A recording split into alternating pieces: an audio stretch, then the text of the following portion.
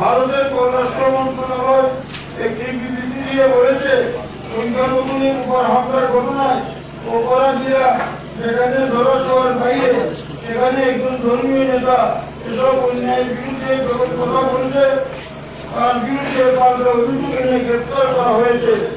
বিবৃতিতে বাংলাদেশের হিন্দু সহ সকল সংখ্যালঘুদের নিরাপত্তা নিশ্চিত এবং স্বাধীনভাবে মত প্রকাশের স্বাধীনতা নিশ্চিতের আহ্বান জানানো হয়।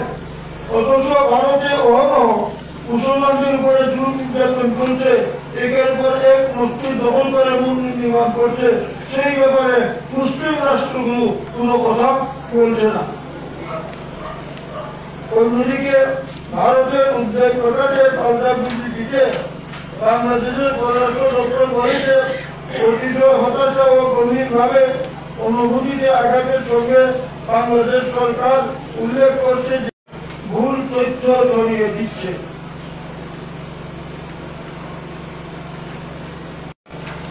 অপরাধী নয়, একই সঙ্গে তার দুই প্রতিবেশী দেশের মধ্যে বন্ধুত্বপূর্ণ সম্পর্ক ও বোঝাপড়ার চেষ্টা সর্বোপরি হিন্দু যাতে সাম্প্রদায়িক সম্প্রীতি ও আইনশৃঙ্খলা বিনষ্ট না হয় সেই জন্য আমাদেরকে সবাইকে ধৈর্য করতে হবে।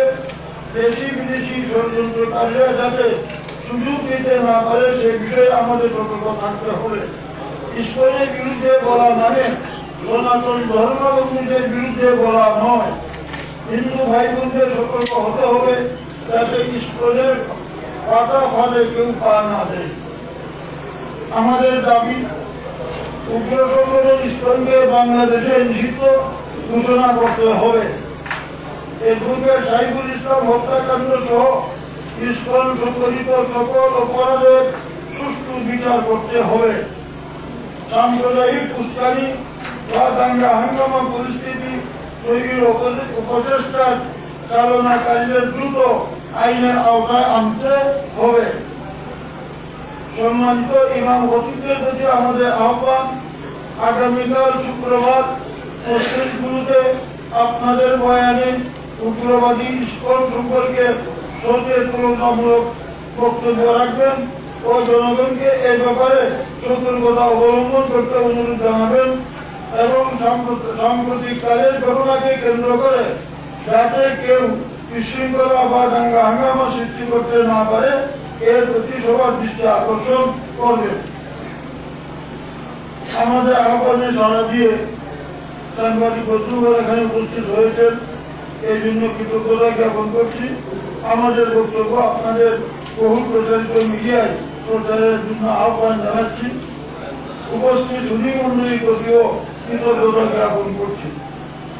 দেশটি আমাদের সবার, আসুন আমরা সকলে মিলে দেশ বিরোধী সকল কর্মকাণ্ড রুখে দিতে এগিয়ে আসি। সবাইকে ধন্যবাদ।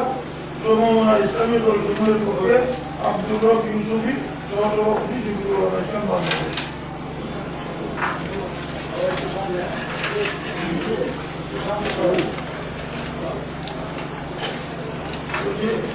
সাংবাদিক বাহিনীর মধ্যে কারো কিছু জানা থাকে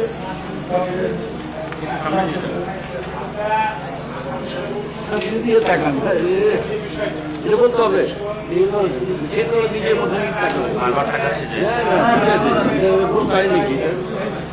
এই ক্ষেত্রে আপনারা সরকার প্রস্তাবনা হচ্ছে নিষিদ্ধ না করে সেই ক্ষেত্রে আপনাদের ইসলামী সংগঠনের ভূমিকাটা কি হবে? কার কোনো আন্দোলন থাকে?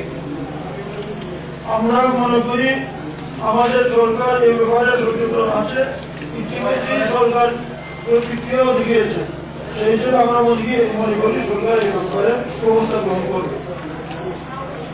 যদি অবস্থা গ্রহণ না করে সেক্ষেত্রে আমরা যাতে আশাবাদ ব্যক্ত করছি এবং সরকারের কার্যক্রম শুরু হয়ে গেছে, সেখানে আমরা নেগেটিভটা দেখবো। যখন নেগেটিভ হবে তখন দেখা যাবে।